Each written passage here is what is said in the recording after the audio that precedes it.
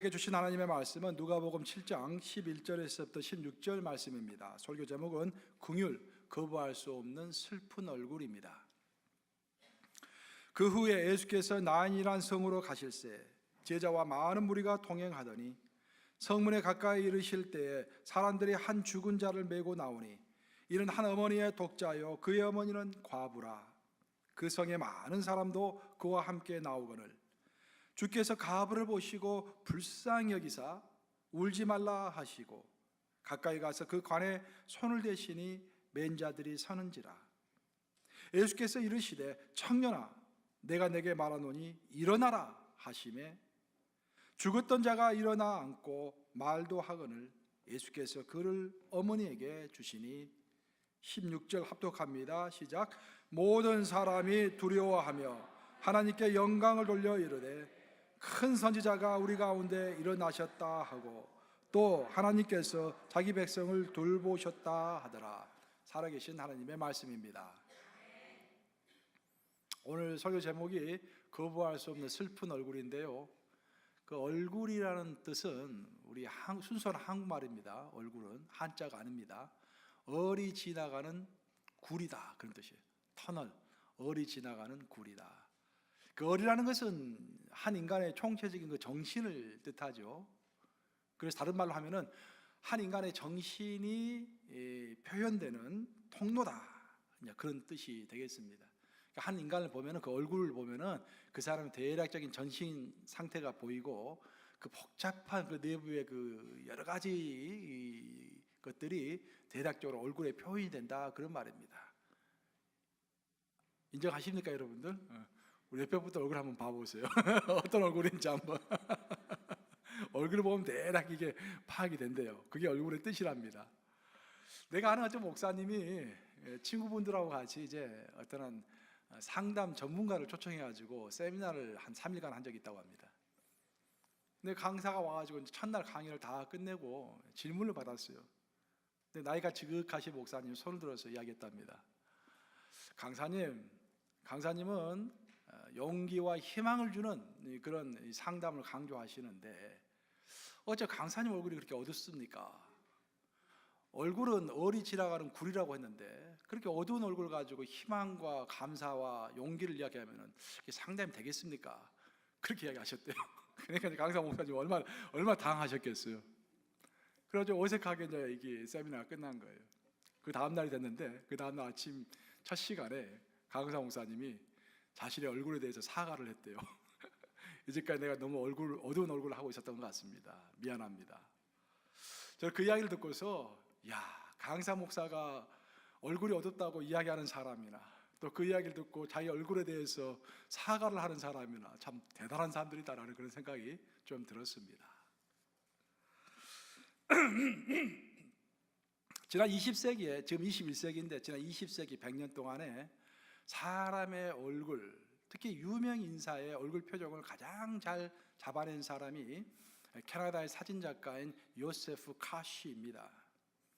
요세프 카시는 93세에 죽었는데 93세에 죽을 때까지 20세기를 휘잡았던 전 세계 그 유명한 세계적인 정치인들, 경제인들, 연예인들, 체육가들 모든 사람이, 웬만한 사람은 다 그의 카메라를 거쳐갔다고 합니다.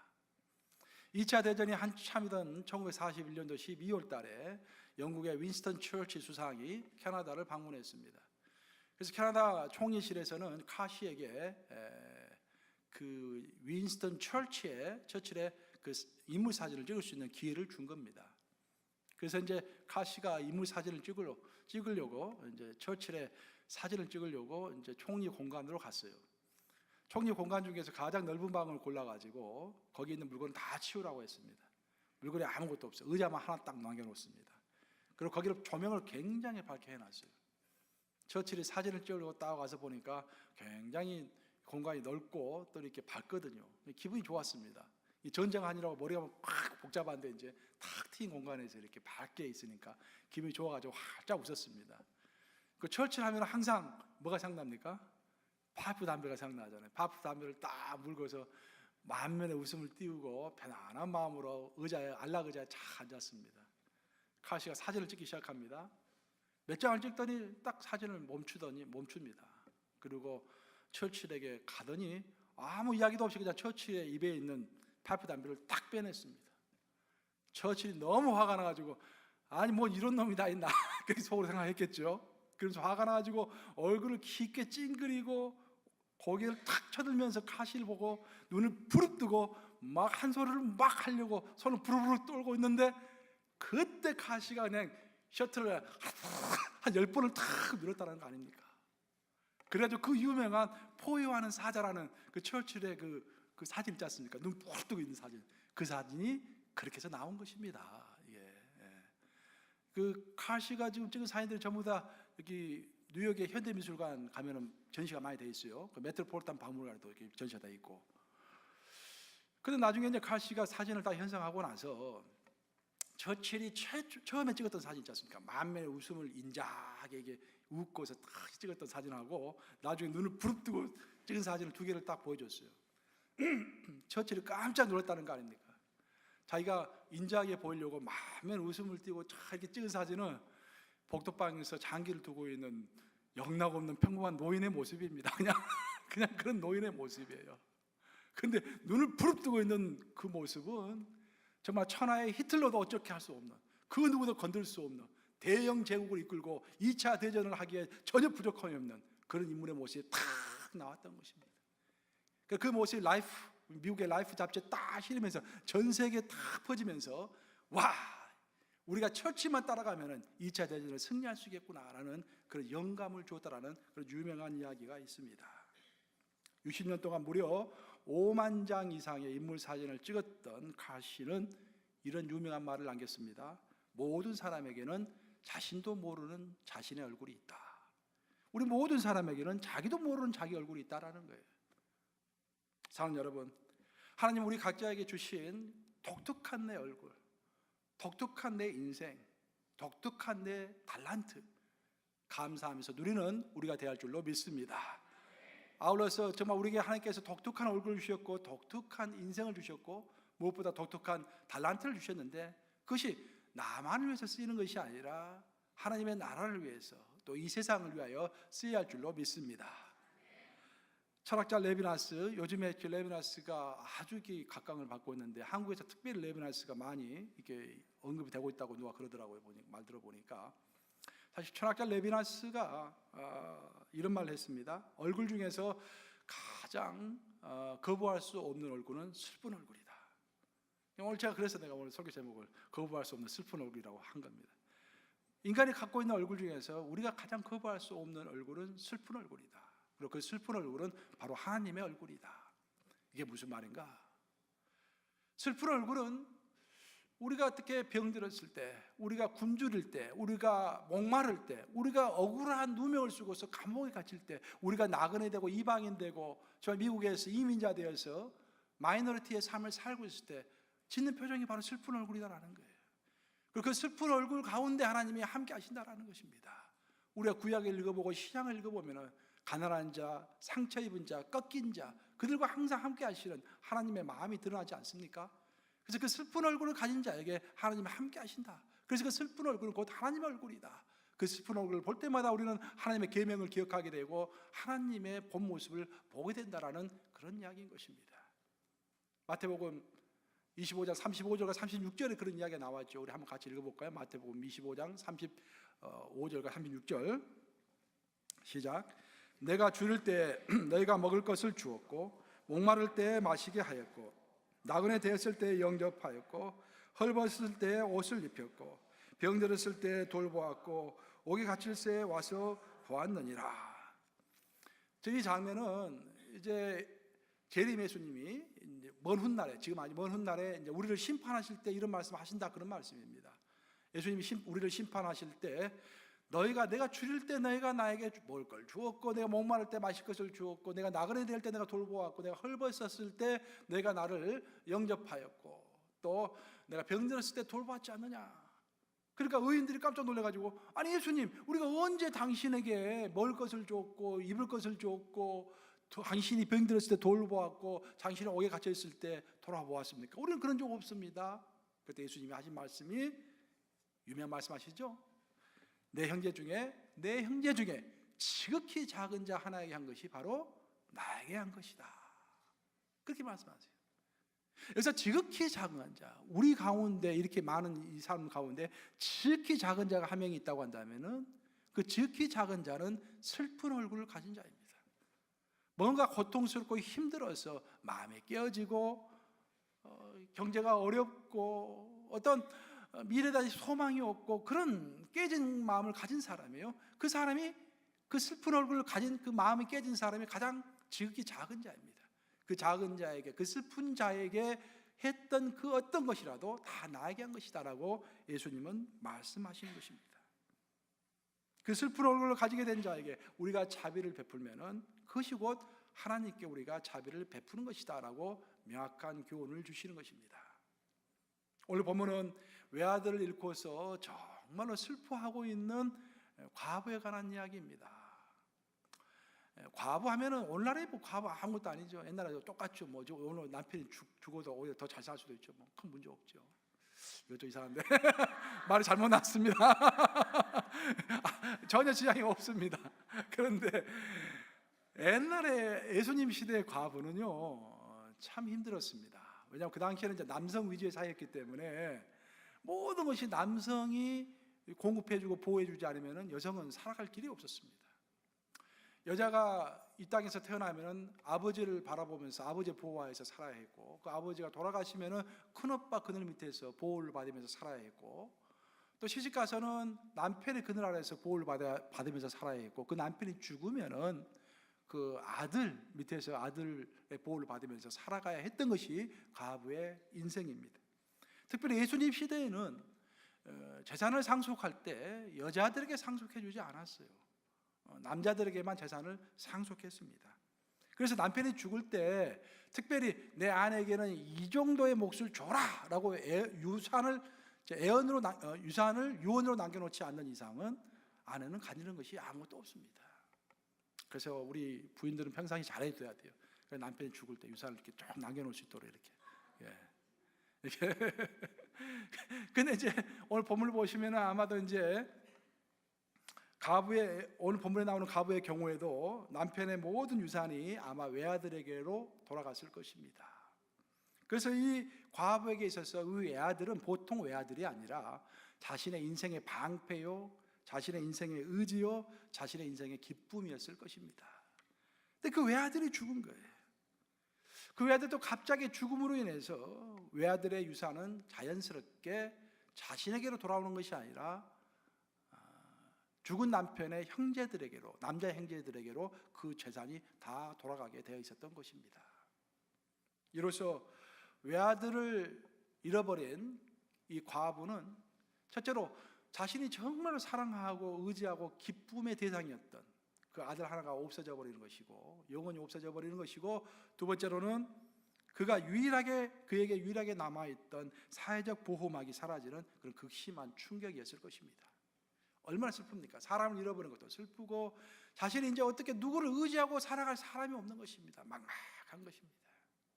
그래서 과부는 너무 슬퍼가지고요, 그 장례 행렬을 따라가면서 통곡하며 울었습니다. 그래서 그 과부가 너무 안 됐잖아요. 그래서 나인성에 사는 모든 사람들이 그 과부를 동정해가지고 다 많은 사람이 그 장례 행렬에 참여했다라고 되어 있습니다. 그들은 긴 줄을 서가지고 나인성을 빠져나오고 있었습니다. 근데 보니까 정반대쪽에서 나인성을 향해서 들어오는 큰 무리의 사람들이 또 있었습니다. 그래서 우리 예수님과 예수님을 따르는 군중들, 항상 예수님이 인기가 좋았으니까 군중들이 예수님을 많이 따라왔습니다. 그래서 한 무리의 사람들이 이렇게 나인성을 빠져나오고 있고, 한 무리의 사람들은 나인성으로 들어가고 있고, 드디어 중간에서 두 무리가 만난 것입니다. 거기서 보니까 예수님이 보니까 과부가 너무 슬프게 울고 있거든요. 통곡하면서 울고 있습니다. 예수님은 발걸음을 멈추시고 과부에게 가서 이렇게 말씀하시죠. 울지 말라 말씀하시고, 내가 너를 불쌍히 여긴다 라고 제스처를 취하신 것입니다. 그것이 오늘 본문 누가복음 7장 13절입니다. 한번 같이 읽어보겠습니다. 시작. 주께서 과부를 보시고 불쌍히 여기사 울지 말라 하시고. 예수님은 무엇보다도 그 여인을 보고 불쌍히 여기셨습니다. 그리고 그 여인에게 울지 말라라고 말씀하시고 나서 관이 있는 장례 행렬 맨 앞쪽으로 가시죠. 그리고 그곳에 가서 관 속에서 죽어있는 그 외아들, 그 과부의 외아들 위에 손을 얹습니다. 그러자 그 외아들이 살아난 것입니다. 근데 살아난 것으로 끝이는 것이 아니라 참 감동적인 장면은요, 우리 예수님은 그 살아난 외아들의 손을 잡고서 뒤쪽에 있는 그 과부 어머니에게 가서 그 외아들을 이렇게 돌려주는 것입니다. 사랑하는 여러분, 많은 사람들이 이 사건을 읽을 때 주로 예수님의 기적에 초점을 맞추어서 해석하고 성경을 읽습니다. 하지만 여기서 정말 기적보다 더 중요한 것은 예수님의 그 불쌍히 여기는 긍휼의 마음일 줄로 믿습니다. 우리는요, 신앙생활 하면서 하나님의 말씀보다 어찌 보면 기적과 표적과 이사를 더 사랑합니다. 내 삶에 엄청났던 기적 같은 일이 벌어지기를 원합니다. 하나님의 말씀과 하나님의 우리를 사랑하시면 너무도 당연하게 여기는 경우가 참으로 많습니다. 원래 하나님 우리를 사랑하시는 것, 예수님 나를 사랑하시는 것, 그것은 당연한 것이고, 주님 어찌하든 간에 내 삶에서 큰 기적 같은 일들이 벌어졌으면 좋겠습니다. 그런 것들을 얼마나 많이 추구하고 있는지 모릅니다. 그래서 사도 바울은 말하기를 유대인은 표적을 구하고 헬라인은 지혜를 구하라고 그렇게 이야기했습니다. 유대인은 전 세계의 민족 중에서 가장 종교심이 깊고 뛰어난 민족입니다. 그들조차도 하나님의 기적과 이사를 사랑한다라는 것입니다. 기적과 표적을 보고 싶어 한다는 것입니다. 하나님의 마음과 하나님의 말씀과 하나님의 그 사랑과 긍휼하심보다는 기적과 표적이 그들 삶에 있기를 원한다는 것입니다. 또 헬라인은 누굽니까? 헬라인은 그리스 사람들, 철학의 사람들 아닙니까? 그 누구보다도 지혜를 구하는 사람들입니다. 그들은 신을 통해서 지혜를 구하기를 원하지 하나님의 마음을 갈구하지 않는다, 그런 말입니다. 한탄하는 그런 내용입니다. 오늘날 우리의 모습이 바로 그런 모습일지 모르겠습니다. 하지만 오늘 본문에서 우리 하나님께서 보여주시는 초점은 기적이 아니라 우리 예수님의 긍휼히 여기는, 그 불쌍히 여기는 마음인 것입니다. 바로 그 과부에 대한 불쌍한 마음 때문에 예수님은 기적을 베푸신 것입니다. 이처럼 우리의 신앙의 관심과 우리의 신앙의 순서도 기적보다도 오히려 내 주변의 사람들 향한 불쌍히 여기고 긍휼히 여기는 그 마음이어야 할 줄로 믿습니다. 사실 긍휼과 사실 기적은요, 기적과 표적은 긍휼에 따라오는 것입니다. 우리가 진실로 불쌍한 마음을 가지고 타인을 본다면은 거기서 기적이 일어나는 것입니다. 우리가 하늘의 큰 은사와 권세를 받지 않았을지라도 정말 병든 자를 향하여서 진실로 가엾이 여기고 진실로 불쌍히 여기고 진실로 긍휼한 마음을 가지면서 그 병든 자 위에 손을 얹었을 때 치유의 역사가 있을 것을 주님의 이름으로 선포합니다.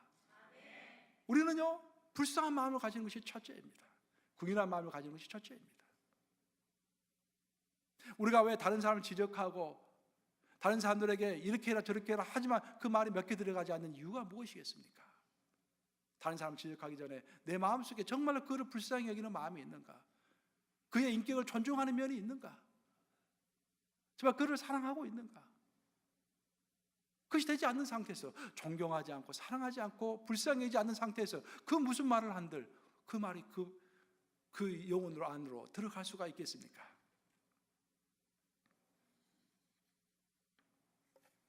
오늘 본문에서 가장 아름다운 구절은 예수께서 그 외아들을 어미에게 돌려주신대라고 표현된 그런 구절일 줄로 믿습니다. 예수님은 그 과부에게 있어서 가장 소중한 인생의 보물이었던 외아들을 살려서 다시 돌려준 것입니다. 나인성의 과부는 결코 예수님에게 그런 기적을 베풀어 달라고 부탁하지 않았습니다. 나인성의 과부는 예수가 누군지도 몰랐고 예수가 누군지 알았던들 죽은 자를 살릴 것이라고 생각이나 했겠습니까? 그래서 나인성의 과부는 결코 예수님에게 내 아들을 살려주시오라고 부탁하지 않았어요.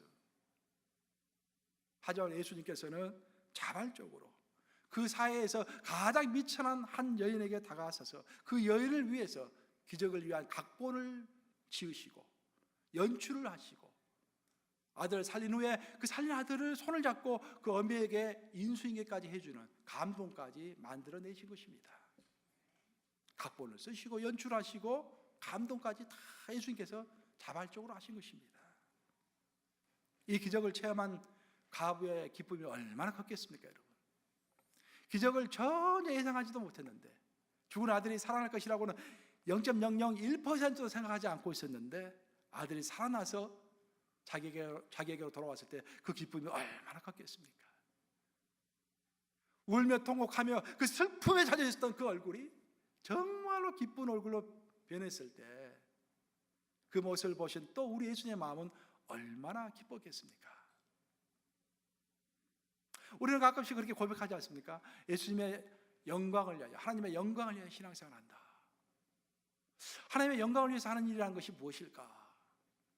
하나님이 기뻐하시는 일, 하나님께 영광 돌리는 일이 무엇일까? 물론 하나님께서 가장 원하시는 일은 잃어버린 자가 하나님 품으로 돌아오는 것, 전도하고 선교하는 것을 가장 기뻐하시죠. 또 이 사회가 정의가 하수처럼 흐를 수 있도록 정말 정의로운 사회를 만들어가는 것, 그것도 하나님께서 기뻐하시죠. 하지만 그거 못지않게 하나님께서 기뻐하시는 것은 정말 슬픈 얼굴을 가진 자가 나의 친절로 인해서, 나의 자비로 인해서 저 기쁜 얼굴로 환한 미소를 지을 때 그 슬픈 얼굴 한 자와 함께 하셨던 예수님이 너무도 기뻐하시며 우리의 영광을 받아주실 줄로 믿습니다. 하나님께 영광 돌리고 하나님을 기쁘게 하는 것, 바로 이런 것입니다. 멀리 있는 것이 아니라 내 주위에 있는 가장 작은 자, 가장 슬픈 얼굴을 한 자, 그 한 자에게, 그 한 사람에게 자비를 베푸는 것입니다. 오늘날 우리의 신앙에 있어서 가장 큰 병폐는 모든 신앙이 나에게로 집중되어 있다는 것입니다. 심지어 신앙생활을 열심히 하는 것도 내 만족을 위해서 열심히 하는 경우가 많습니다. 그렇기 때문에 내 만족이 되지 않으면 열심히 하다가도 퀴트하는 것입니다. 그만두는 것이죠. 기도도 내 만족을 위해서 열심히 하는 경우가 많습니다. 성경 공부도 내 만족을 위해서 열심히 하는 경우가 많아요. 모든 것이 나를 향해서 집중되어 있습니다. 사실 철학이라는 것도 보면은 아리스토텔레스부터 시작해서 헤겔까지 그 위대한 철학들 모두가 절대 공동체 안에 있는 한 조그만 개인을 이야기하고 있죠. 그 개인이 단독자로서 드러나는 한 실존적인 개인이 아니라 어떤 큰 공동체에 속해 있는 부속품과도 같은 그런 개인을 이야기합니다. 그러다가 정말 기독교 철학자인 키에르케고르, 정말 우리가 좋아하고 존경에 맞지 않는 키에르케고르가, 예수님을 잘 믿는 키에르케고르가, 예수님의 사랑 키에르케고르가 나와서 단독자의 우리의 인간의 모습을 말했지 않습니까? 하나님 앞에 서 있는 단독자. 그 전에는 큰 공동체에 묻혀 있는 한 개인이었는데 지금은 나 하나가 중요한 거예요. 실존적인 나 하나가 중요한 것입니다. 하나님 앞에서 단독자로 서가지고 내 개인이 하나님과 나가 만나는 것입니다. 옛날에는 교회가 만날 때 그 꼽사리 끼워가지고 하나님을 만났는데 지금 내 개인이 하나님을 만나는 거예요. 얼마나 위대한 발견입니까? 단독자로서 하나님 앞에서 내가 큐티도 하고 찬양도 하는 거예요. 하나님과 나 사이에 불같은 열정이 일어나고 우리의 신앙이 아주 깊어지는 것입니다. 깊은 데로 가서 금을 내려라, 깊어지는 거예요. 그런데 이것조차도 문제가 있다는 거예요. 너무 신앙이 하나님과 나 사이에서만 깊게 계속 들어가다 보니까 옆을 못 보는 것입니다. 옆에는 슬픈 얼굴을 하는 자가 이렇게도 많은데 우리는 하나님과 나 사이에 너무 좋아가지고 내 신앙은 계속 기도도 깊고 말씀도 깊고 다 깊어지는데 옆을 못 보는 거예요. 옆에 슬픈 얼굴을 하는 자가 너무도 많은데, 그래서 레비나스라는 철학자가 나와서 이건 아니다, 옆에 있는 슬픈 얼굴을 하는 자, 그들을 보는 것, 그것이 또한 신앙에 꼭 필요하고 철학에 있어서 정수이다라고 주장하기 시작한 것입니다. 다시 말하면 우리의 신앙이라는 것은 하나님과 나 사이에 깊고 깊어지는 것도 중요하지만 그것과 똑같이 중요한 것이 넓고 또 넓어지는 것. 내 주위에서 슬픈 얼굴을 한 자들, 내 가운데서 정말 가장 작은 한 사람, 그 사람을 존중하고 그 사람의 인격을 세워주고 하는 것 또한 너무도 중요하다라는 그런 이야기입니다. 유대인이 구하는 기적과 표적, 헬라인이 찾는 지혜, 그것은 지금 우리가 추구하는 것들입니다. 그렇죠? 여러분들은 열심히 여기서 교회에 나와서 정말 한 해가 더 기쁨하기를 맺기를 원하고 내 삶의 기적과 표적이 나타나기를 원하고 신비한 하나님의 임재가 있기를 원합니다. 우리 자식들은 전부 지금 대학교에 가서 학교에 가서 열심히 지혜를 구하고 지식을 찾느라고 혈안이 되어 있습니다. 이게 우리의 모습이라니. 근데 문제는 뭐냐면 우리가 지혜를 구하든지 우리가 신비한 것을 구하든지 우리가 기적과 표적을 구하든지 그 모든 것이 나만을 위해서 구하는 경우가 대만이다라는 것입니다. 하지만 오늘 본문에서 우리 예수님이 보여주신 모범은 굉장히 다른 것입니다. 만약 예수님이 이 땅에서 사시는 동안에 오직 자신의 프로젝트, 자신이 세워놓은 어떤 인생 계획, 그것만 생각하고 있었다라면은 분명히 예수님께서 나인성을 가실 때도 어떤 목적이 있으셔서 나인성을 향해서 길을 가셨을 것입니다. 그렇죠? 그런 목적만 추구하는 사람이었다고 한다면은 그 옆에서 벌어지고 있는 슬픈 얼굴을 보지 않고 외면하고 곧바로 나인성으로 가셨을 것입니다. 하지만 우리 예수님은 그렇게 하지 않으셨어요. 분명히 어떤 목적이 있어서 나인성을 향하여 길을 가고 있었지만 하나님의 섭리로 그 슬픈 얼굴을 보았을 때 그 슬픈 얼굴을 거부하지 않으시고 자신의 심정에서부터 끌어오르는 궁율의 감정을 외면하지 않으시고 그것을 그대로 표현하신 것입니다. 그것이 바로 신앙의 승리일 줄로 믿습니다. 이렇게 살아가기가 쉽지가 않아요. 하지만 우리는 오늘 본문을 통해서 또 배우는 것입니다. 우리를 반성하는 것입니다. 내가 얼마나 슬픈 자를 위해서 그들에게 관심을 쏟았던가, 그 작은 슬픈 자 한 사람의 인격을 얼마나 존중했던가. 그렇죠? 이제 말씀 마무리합니다. 제가 중학교 때부터 이제 팝송을 즐겨 들었는데 제일 좋아하는 팝송 중에 하나가 존 맥클린이 부른 빈센트라는 그런 팝송이에요. Starry Starry Night 하는 그 팝송 아시죠? 저는 샤워할 때 항상 이제 이렇게 음악을 틀어놓고 샤워하는데 찬송가도 많이 듣지만 찬양도 많이 듣지만 팝송도 많이 듣습니다. 그때 가장 많이 듣는 팝송 중에 하나 이게 빈센트. Starry Starry Night. 그러니까 별이 막 쏟아지는 밤. 이게 빈센트 반 고흐를 묵상하면서 쓴 그런 음악입니다. 굉장히 희적이고 굉장히 가슴 뭉클하게 만들어요. 그냥 참 좋습니다. 사진작가 카시가 세계적으로 이름난 사람들의 사진을 많이 찍었다고 한다면은 잘 알려지지 않는 평범한 사람들, 일상의 삶을 살아가는 연명하는 사람들, 더 나아가서 아예 얼굴 자체가 알려지지 않는 사람들의 모습을 위대하게 묘사한 사람이 인류의 화가, 저 인류의 가장 위대한 화가 중에 한 명이라고 하는 빈센트 반 고흐입니다. 그 사람을 기념해서 만든 노래가 빈센트라는 노래죠. 네덜란드 사람이었던 이제 빈센트 반 고흐는 이제 한때 프랑스 파리에서 한 2년간 화방에서 일한 적이 있었어요. 화방에서 일하다가 갑자기 성령 받아가지고 불같은 이게 종교적인 열정이 끌어오릅니다. 그래서 아버님이 목사님이셨는데 암스테르담에 있는 아버지에게 편지를 씁니다. 아버지, 내가 이제 하나님의 일을 하고 싶습니다. 그래서 아버지가 잘했다, 돌아오너라. 그래가지고 암스테르담에 있는 신학교에 입학하게 됩니다. 그래서 신학을 공부하는데 신학 공부를 다 마치지를 못했어요. 머리가 좀 따라주지 못해서 못치지 않았는지 아마 그러지는 않았겠죠. 아마도 종교적 열정이 있었기 때문에 공부하는 것보다는 사역을 하고 싶다라고 생각했던 것 같아요. 그래서 때려치고 곧바로 벨기에로 갑니다. 아버지가 또 소개해줘가지고 벨기에에 있는 탄강촌, 벨기에 남부 지역에 있는 보리나주라고 하는 그런 탄강촌에 가가지고 거기서 이제 전도사 생활을 합니다. 그 교회가 있는데 그 교회에서 견습생, 오늘날로 말하면 전도사죠. 전도사로 이제 고흐가 일을 하는 거예요. 그 위대한 화가 고흐가 원래 전도사였습니다. 전도사로 일을 하다가 좀 일을 잘 못했는가 봐요. 1년 만에 쫓겨납니다. 쫓겨나는데 그 쫓겨난 시기를 전후해가지고 그림을 그리기 시작해요. 그때 나이가 25살이었는데 본격적으로 26살 때부터 36세까지 딱 10년 그림 그리고 죽습니다. 근데 굉장히 그림을 많이 그렸어요. 그 그림들이 오늘날 전 세계 가장 위대한 그림들이 됐잖아요. 가장 비싼 가격에 팔리는 그런 그림들이 됐습니다. 근데 고흐가 이제 초기 25살, 26살 때 그랬던, 고흐는 평생 동안 자기가 그림을 정식으로 배워본 적이 없어요. 자기가 혼자 독학했습니다. 천재는 다른가 봐요. 혼자서 공부를 했기 때문에 독특한 그림을 그릴 수 있었던 것입니다. 만약 그가 그림을 배웠다고 한다면 그 어떤 패러다임을 벗어나지를 못했겠죠. 그 패러다임을 혼자서 공부했기 때문에 벗어날 수가 있었던 거예요. 독특한 그림을 그릴 수 있었던 것입니다. 반면에 살아생전에는 인정을 못 받았죠. 죽어서 이제 인정을 받았죠. 그런데 이제 반 고흐가 그 25살, 26살 때 이제 그 탄광교에서 그렸던 그림을 보면은요, 굉장히 다 어둡습니다. 정말 힘든 농부들의 얼굴, 그리고 중노동에 시달리는 광부들, 그리고 버림받은 창녀, 한때로 창녀와 같이 살았어요. 창녀가 이제 불쌍한 창녀가 임신을 했는데 아무도 돌보지 않으니까 가서 이 애를 낳을 수 있도록 도와줬어요. 도와주고 나서 갈 데가 없으니까 그 창녀를 자기 화시로 데리고 온 거예요. 그래도 한시 좀 같이 살았죠. 근데 또 그게 이제 집안에서 반대하고 그러니까 또 헤어졌죠. 이게 그런 아픔들이 있었죠.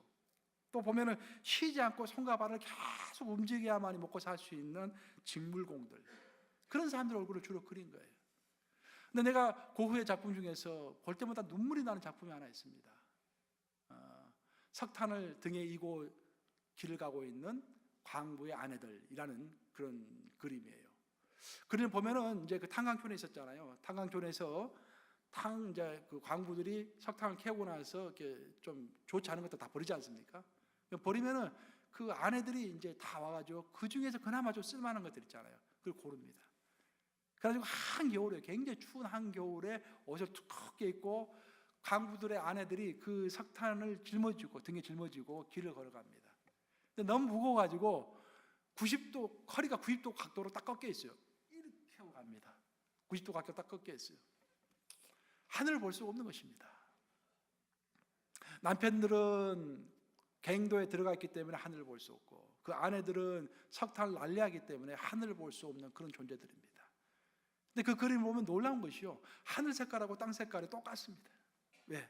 그들은 항상 땅을 하늘로 알고서 살아가는 사람들이기 때문에, 그렇죠? 굉장히 불쌍한 삶을 살아가고 있는 것입니다. 근데 정말 방고가 정말 거기서 표현하고자 했던 것은 뭐냐면은 90도 각도로 꺾인 허리, 그 위에 석탄자루를 얹고서 땅을 하늘로 알고서 정말 고단한 인생을 살아가고 있는 그 인생 가운데 예수님이 동행하고 계시다라는 것입니다. 그것을 고흐가 표현하고 싶었던 거예요. 하늘 한번 보지 못하고 살아가는 그 인생을 하나님께서 불쌍히 여기시고, 그 추운 겨울에 석탄을 등에 짊어지고 90도 각도로 꺾여 있는 그 각도로 걸어가고 있는 그 처참한 행렬에 예수님이 함께 하신다라는 것을 고흐는 표현하고 싶었던 것입니다. 만약에 우리가 이 허리 꺾인 여인들과 우리가 함께 걸어간다면, 그리고 그들에게 용기를 주고 그들과 함께 걸어간다고 한다면, 먼 훗날에 우리 예수님은 분명히 우리에게 그렇게 말씀하실 것입니다. 내가 허리가 꺾여서 하늘을 보지 못하고 걸어가고 있을 때 바로 너가 나와 함께 걸었느니라. 분명히 그렇게 말씀하실 것입니다. 그리고 우리에게는 잔잔한 큰 감동이 올 것입니다. 우리 함께 마태복음 25장 40절 한번 읽어보겠습니다. 마태복음 25장 40절 시작. 임금이 대답하여 이르시되 내가 진실로 너에게 이르노니 너희가 여기 내 형제 중에 지극히 작은 자 하나에게 한 것이 곧 내게 한 것이니라 하시고. 사는 여러분, 우리 형제 중에서, 우리 자매 중에서 지극히 작은 자가 누구입니까? 지극히 작은 자는 슬픈 얼굴을 한 자입니다. 이 말씀을 가슴에 깊이 새기고 저와 여러분 모두 시간이 갈수록 더욱더 긍휼의 사람, 슬픈 얼굴을 거부하지 않는 그런 사람 되시기를 우리 주님의 이름으로 축복합니다. 기도하시겠습니다. 좋으신 아버지,